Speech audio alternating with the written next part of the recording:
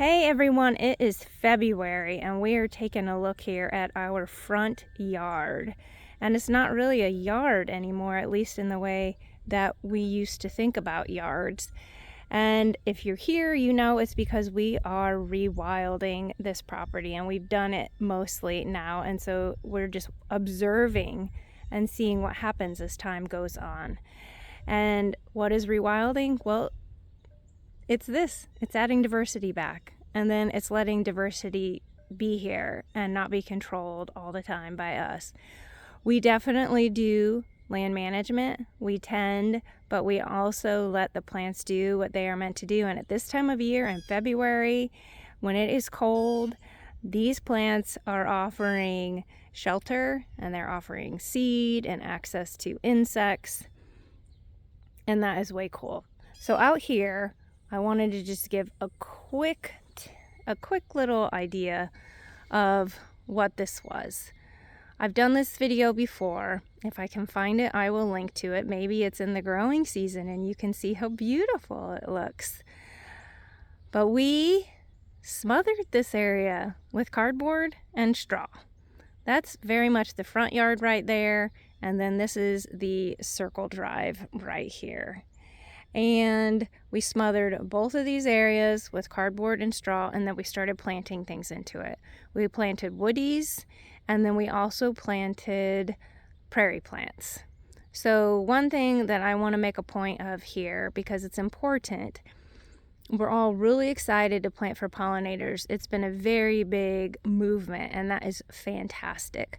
I think one thing that is missing from the pollinator discussion in terms of plants is that woodies are part of the pollinator world. If we all plant only prairie plants, we aren't going to have blooms until late in the summer. And pollinators are out as soon as they can be in spring. And woodies are one of the main ways that you get early blooms. So don't forget your trees and your shrubs. And it is so cool because they grow pretty fast if you're picking certain ones, and they start offering their resources that quickly.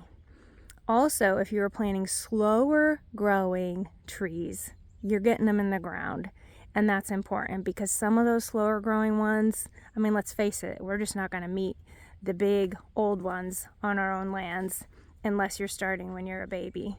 And you're probably still not going to, but a 90-year-old tree is going to be a lot bigger than a 40-year-old tree if they are slow growing.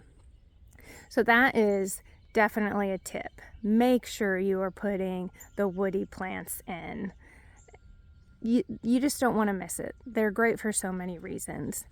And then out here, we messed up as well. I mean, I guess if you can call it messing up, maybe you can just call it trying different things. We smothered things, and then we scattered seed on top, and then we entered a drought. So all the seed died. Duh.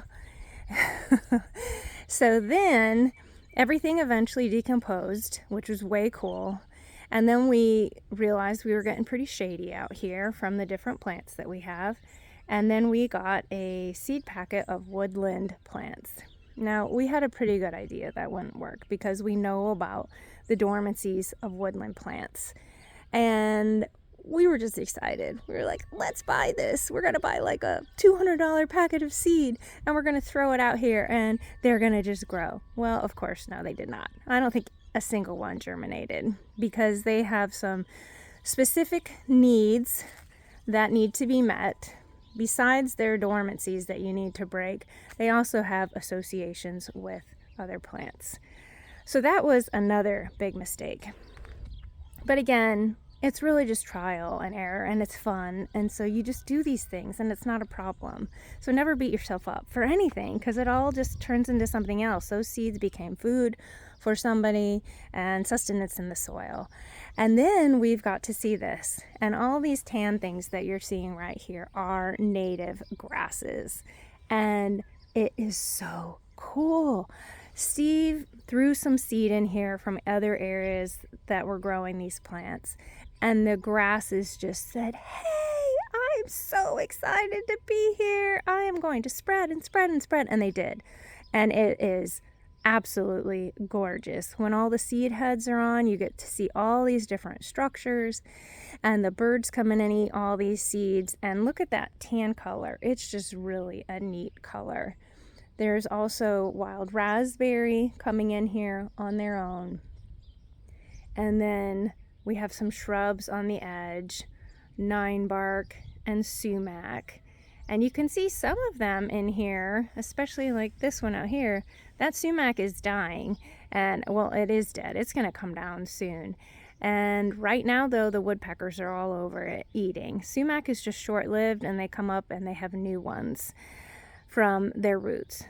So that is fantastic.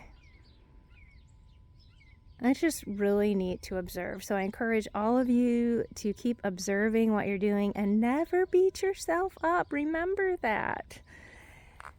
And don't forget about the woody plants. Also, don't forget about the plants that like some more shade.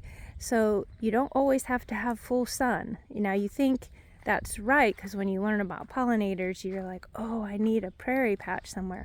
And you do want a prairie patch. But also prairies had thickets in them, shrubs. And like I said, they work together in terms of bloom times and then also structure. Like look right in here. That is a cardinal nest right in the middle of the corylus.